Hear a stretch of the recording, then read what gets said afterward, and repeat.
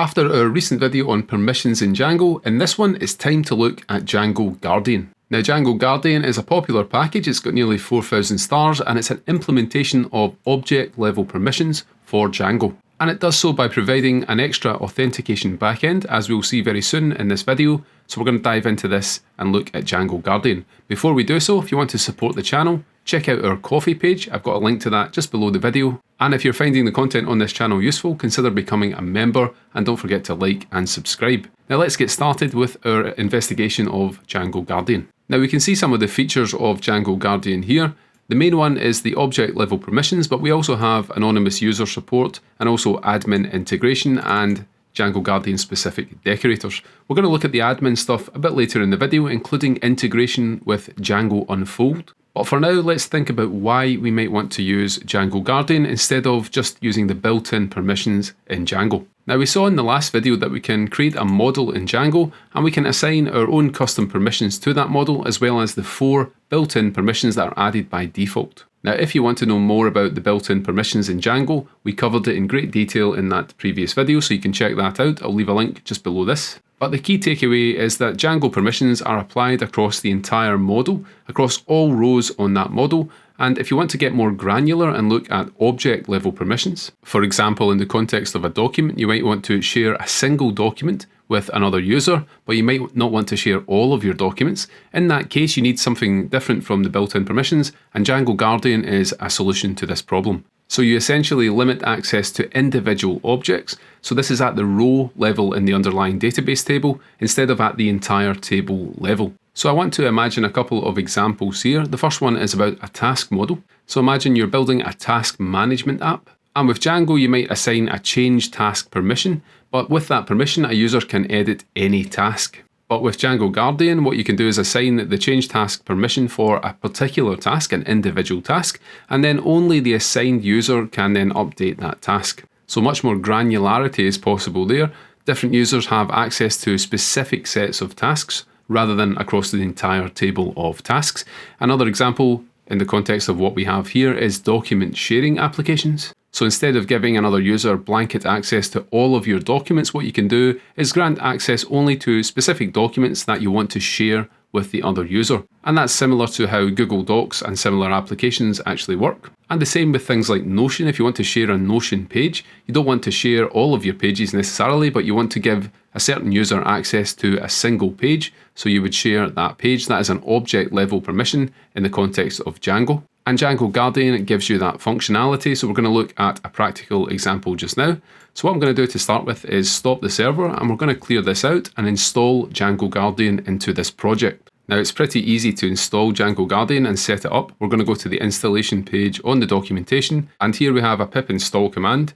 Now we were using UV, so we're going to go to the terminal here and we're going to run UV add django-guardian. That's going to install that into the environment. And once that's installed, we can go to the configuration section and we add Guardian to installed apps. That's the first step here. So let's open settings.py in our Django project and we can go down to installed apps. And at the bottom here, I'm just going to add Guardian. And then we can add the authentication backend that comes from django-guardian, and that's the object permission backend. So I'm going to copy the name of the django-guardian backend and let's go back to VS Code.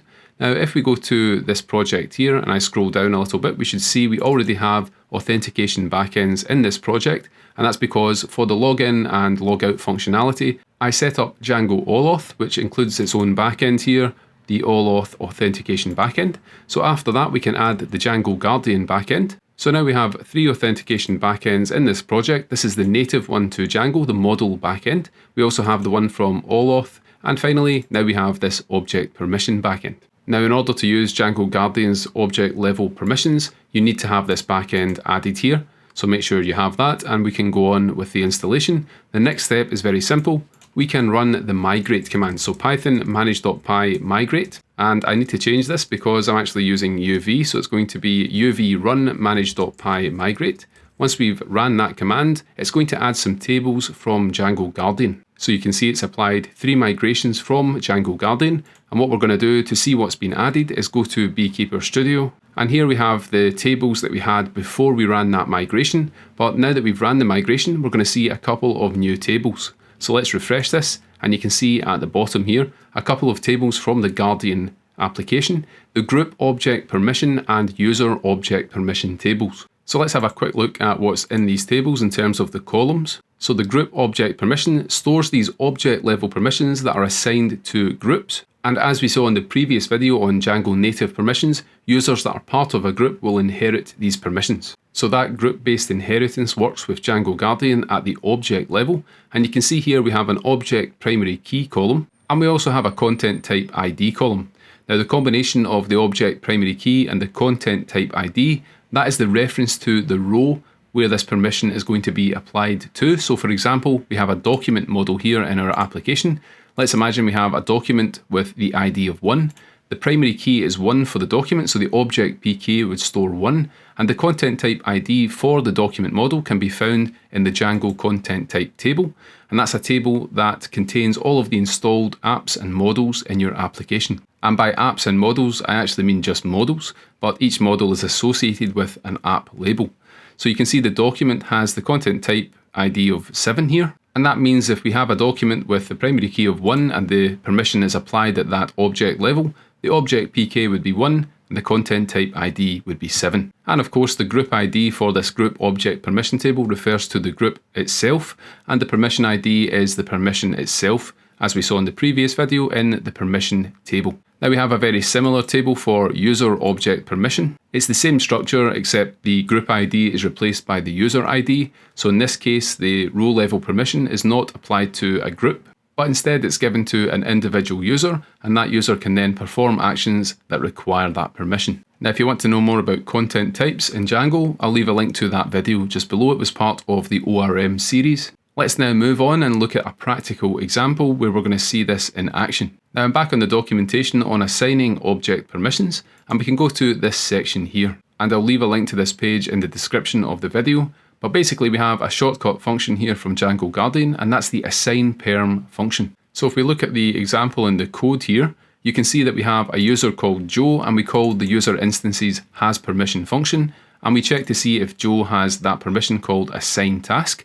Now normally we would just pass in the name of the permission, and we did see that in the previous video, but this time we actually also pass in an object, and that's the task instance that was created in this line of code that you see above. So there's something we can clarify about the hasPerm method on a user instance. You can use this without Django Guardian and pass an object in, and that's what's happening here. This is just a method that's defined on Django's native user model, but if you pass in an individual object as the second parameter, nothing's going to happen. It's not going to do anything with that object by default. So the hasPerm method does support that object argument, but Django's own authentication backends just ignore this. So unless you have Django Guardian or another package installed that's capable of handling this, nothing is going to happen. But luckily Django Guardian does handle this, and it implements logic to actually use this second argument that's passed in here. So that's a small clarification, but when we actually have Django Guardian installed, we can import this assign_perm shortcut function, and then we can call that function, and we pass the name of the permission that we want to assign. In this case, it's assign_task, and then we want to assign that to either a user or a group. So we pass that as the second parameter, and finally it's the object itself to which we want to assign the permission. Remember, this is object level permissions, so that is passed to the assign_perm function as the third parameter. And once we've assigned that object level permission to give Joe access to the task, we can then call the same method that we saw up here, and that's the hasPerm method. And we're checking if Joe has the permission for assign task for the given task here that we're passing in, and this time it returns true. So we're calling assign permission to a single user here called Joe, but if we want to do that with a group, it's exactly the same. So the assign_perm method takes a user or a group as the second parameter,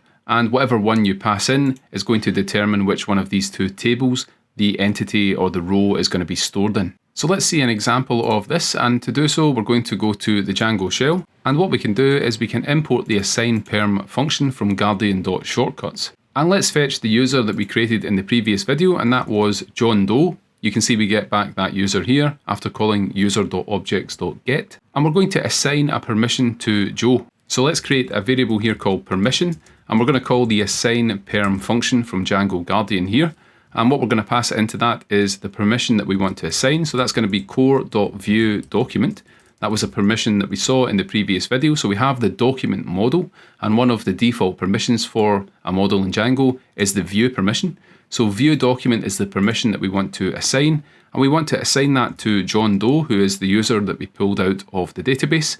But this time we're going to pass an object in here, and I'm going to call document.objects.get. And in fact, instead of .get, let's call .first here to get the first record from the database. So let's execute this code here, and what we get back this time is a user object permission instance. So that's not the built-in permission model from Django. That's this one here from the contrib.auth package. Instead, this permission here is an instance of a user object permission. And if we have a look at the database, we're in the user object permission table.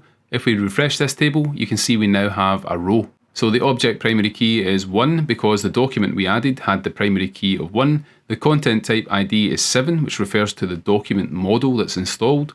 And we have the permission ID of 28 and the user ID of 2. So these columns create the object level permission for the document with the ID of 1. The permission itself is the view document permission, which has an ID of 28, and this is applied to the user with the ID of 2, which is John Doe. Now we can use the exact same assign permission function here to apply a permission to a group as well. So if we go to the group table, in the previous video we added this group with a name of document viewers. Let's go back to the shell here, and we're going to pull that group out from the database and store it in a variable called group. So if we look at that here, we have a group instance. And we can assign the same permission to the group. It's got the exact same signature as to the user. All we need to do is actually pass in a group instance as the second parameter. And now if we go to Beekeeper Studio, let's look at the group object permission table and refresh the data. And you can see we now have a new row. So that's how easy it is to assign object level permissions in Django-Guardian. I'm going to go back to the shell to demonstrate a couple of extra features. So we have the user instance here for John Doe. And we can call user.hasPerm, and we can check for the given permission, view document. Now, if we call this without passing in a second parameter for the object, what's going to happen is it's going to use the global permission system first. So it's checking Django's normal permission system, and you can see that it returns false. Now what that means is that it's going to check this auth user permissions table, and if we view the data in there, we don't have any records. So by default, the hasPerm method is going to check the built-in Django permission system.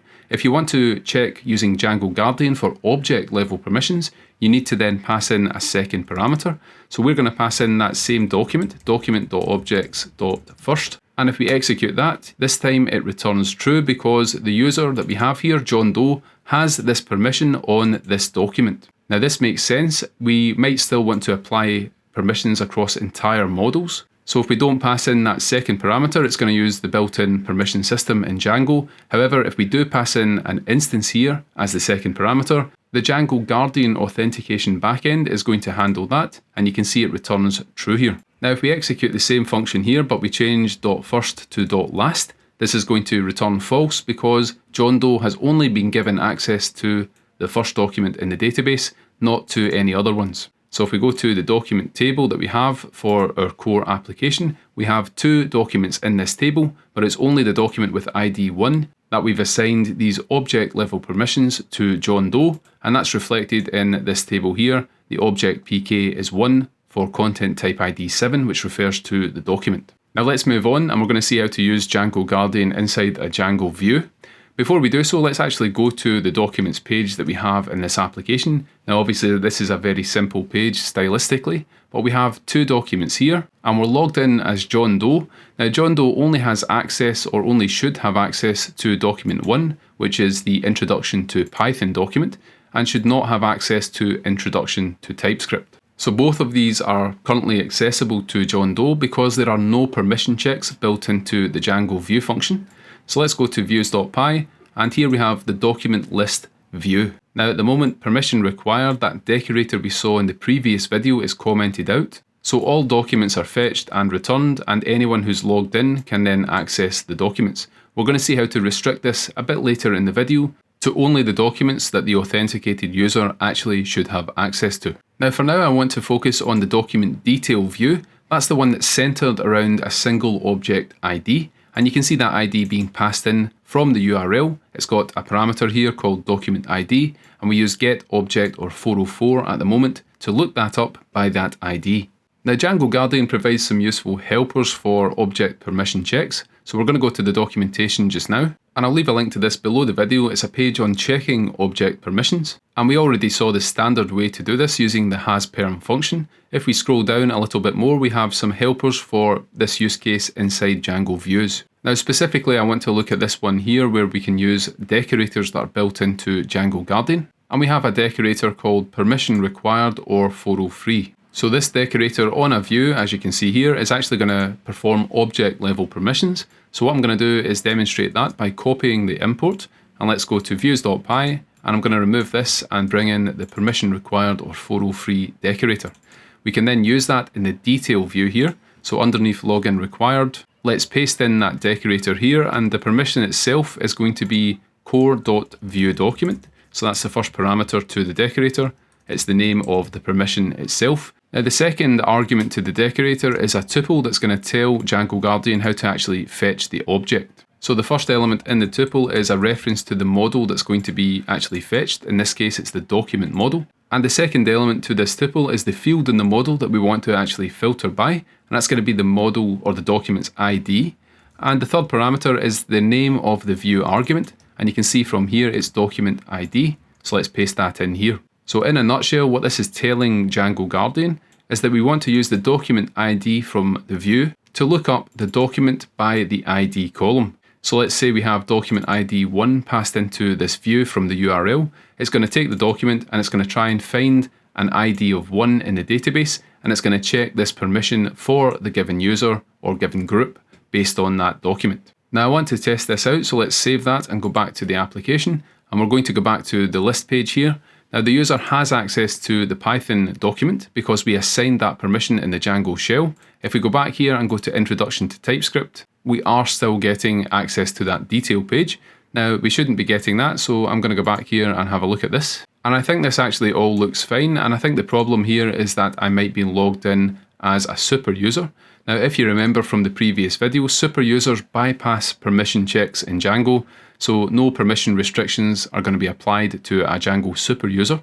So what I'm going to do is log out of the application, and then once we've signed out, we can sign in with John Doe. So I'm signing in now as John Doe, and we're going to get taken back to the list page here.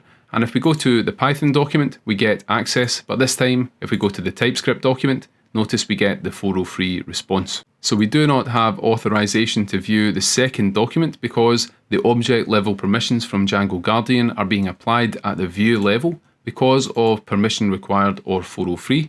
And again, just to reiterate what's going on with the arguments to this decorator, the first argument is the actual permission we want to check, but remember this is object level permissions. And the second parameter tells django-guardian that we want to look up a document by the ID column based on the document ID parameter that's passed into the view function. And django-guardian can then get that document and make sure that the user who's actually sending this request does have this permission on that document. Now what if you want to have more granular control over a page? Now we discussed that in the previous video. Sometimes you don't want to apply permission restrictions at the view level, but you might want to limit access to individual elements within a view or within a template that's returned by a view.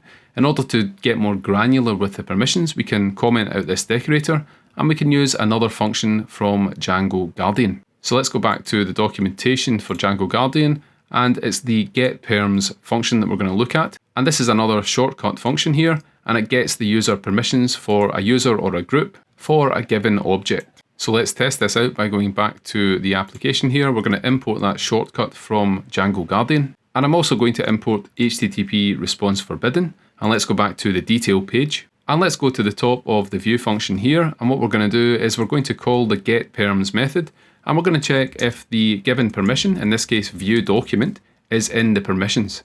So we call getPerms here, and we're going to pass in the user to that, and that's going to be request.user. And the second argument to getPerms is the actual object we want to look up, and that's the document that we're going to fetch. And in order to look this up, I need to move this around a little bit. So I'm going to move it down below the line above. So we fetch the document on line 20, and that gives us the object that we want to pass into the getPerms method. And if we have that permission, let's just print success for now, and then we can go back to the page here. Now for the Introduction to Python document, we do have that permission, so we get the print message, We're not going to get it for the other one, which is the introduction to TypeScript, as you can see here. Now, the reason I want to show this is because it allows you to get more granular. For example, you could conditionally add certain elements to the context, depending on whether the user has a given permission for a given object. So the getPerms method allows you to be more granular with these checks.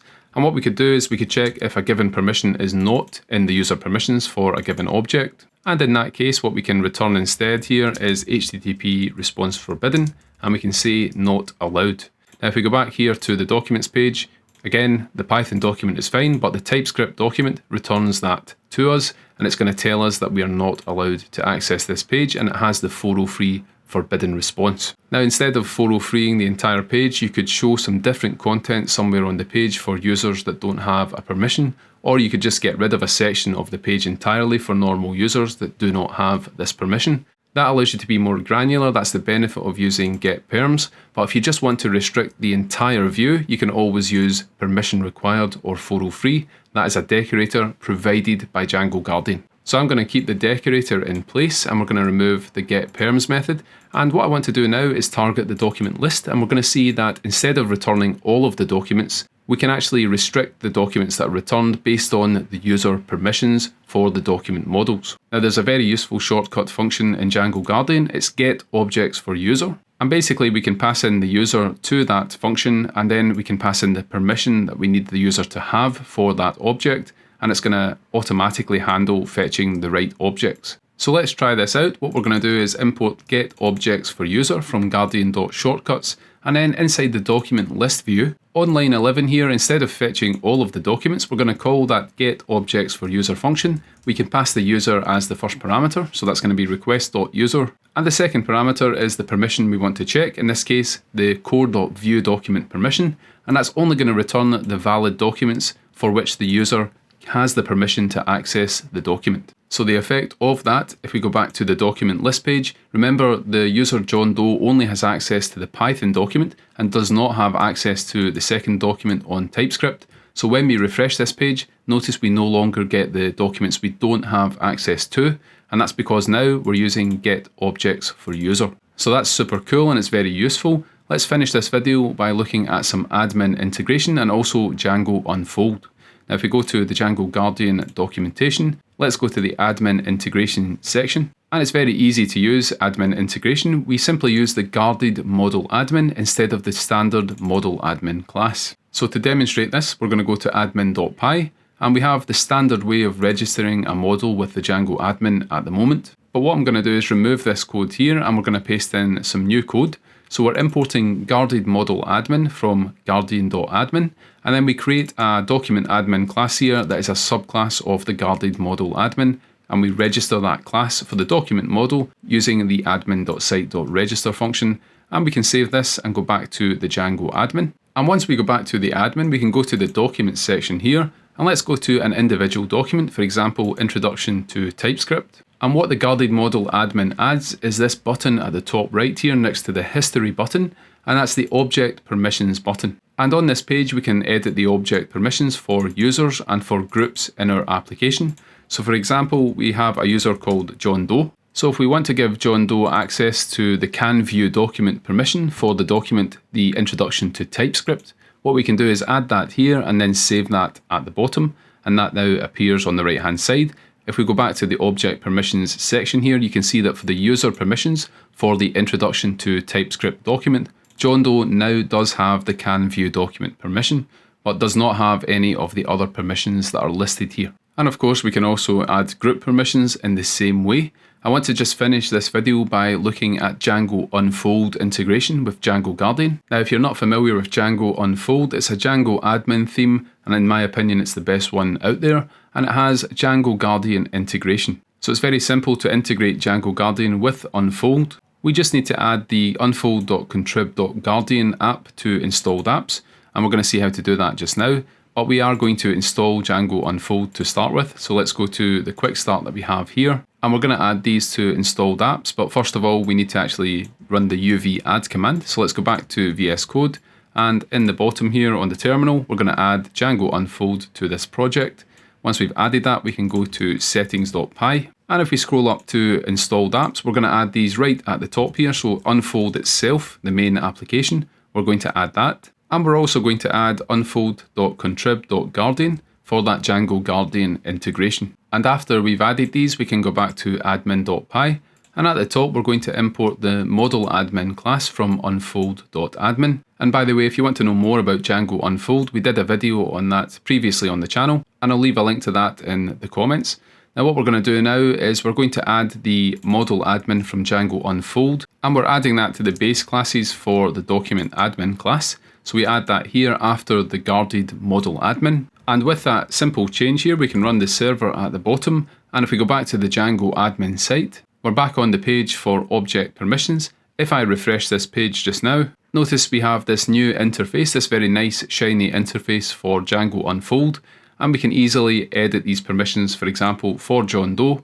And we have this nice user interface for that. So for example, let's give him access to the can archive document permission for this given document. And if we save that and go back to the Documents Object Permissions tab, you can see that appears here. So now we have this really nice Tailwind CSS interface on the Django admin for managing permissions, in this case object permissions, using Django-Guardian. And that's about it for this video. Now if you found this content useful and want to support the channel, check out our Ko-fi page, that's linked just below the video, and consider becoming a channel member if you want to see more of this content. What we've done in this video is we've looked at object level permissions using Django-Guardian. We've seen how to use the decorators and functions provided by the package in order to limit permission access to individual objects, and how that ties in with groups and user objects in Django. We also saw the admin integration and some of the decorators in the package, and looked at the high-level API for Django-Guardian. Now if you're interested in any kind of follow-up on this object level permission stuff or anything else, let me know in the comments. And it should be said at the end here, for the majority of projects, you might not need Django-Guardian or object level permissions. The native Django permission system is fine for a lot of use cases, but if you want to limit permissive access to individual objects, you are going to need to implement something like this. And Django-Guardian is probably the best solution in Django for that functionality. So thanks again for watching, and we'll see you soon in the next video.